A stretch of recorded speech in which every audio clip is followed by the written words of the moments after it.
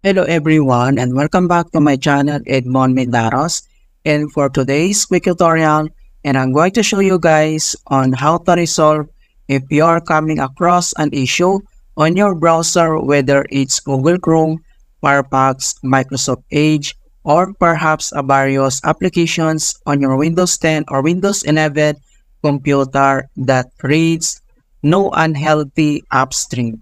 So generally speaking, this error message means that no additional data is sent to the source of the software and resulting in malfunctionings of that app, and this can cause the entire applications to not work properly, unknown bugs or caches, and misconfigured DNS settings. Kung paano ba natin ito i-fix, and without further ado, and let's go ahead. So all you have to do is to clear browser cache. Okay, so kung paano ba natin yan gawin?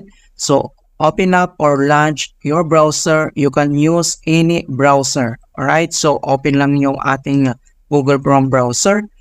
And then dito lang sa top right corner, kailangan mo lang itap tong tatlong dot. And then next step, kailangan mo lang select dito yung settings.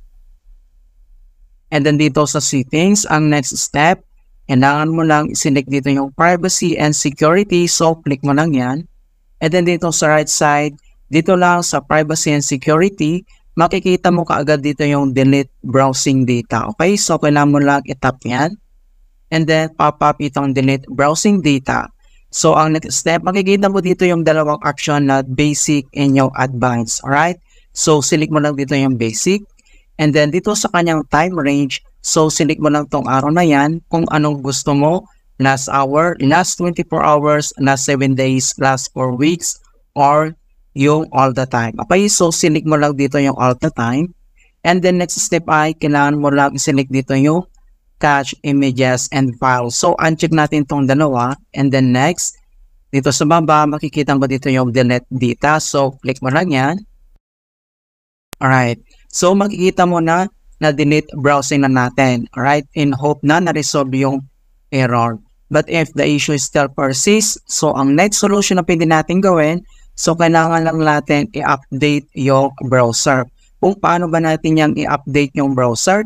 So dito lang sa top right corner, kailangan mo lang i-click yung tatlong dot, and then next step ay scroll down, and select mo lang dito yung help, and then kailangan mo lang select dito or itap mo itong about Google Chrome. So click mo lang yan. And then makikita mo dito mga kaibigan ng about Chrome ay automatic na ito na mag-update. So kailangan mo lang hintayin yan. Right? So once na-update na siya, and then close lang natin itong browser. And then next solution na pwede natin gawin. So dito lang sa search menu, click mo lang yan. And then dito sa search for app, so type mo lang dito yung CMD.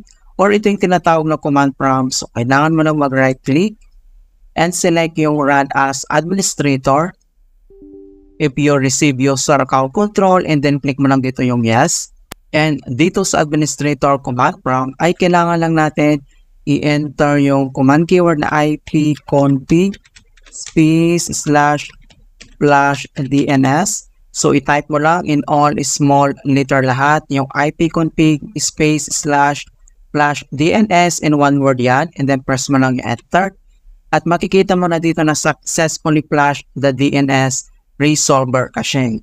And then next step nating gagawin, so type mo lang dito yung command keyword na netsh space wensub space reset. Okay, so save in all small letter lahat, and then kailangan mo lang itap yung netsh space wensub space reset and press mo lang yung enter. At makikita mo na dito na successfully reset the wensub catalog. You must restart the computer in order to complete the reset.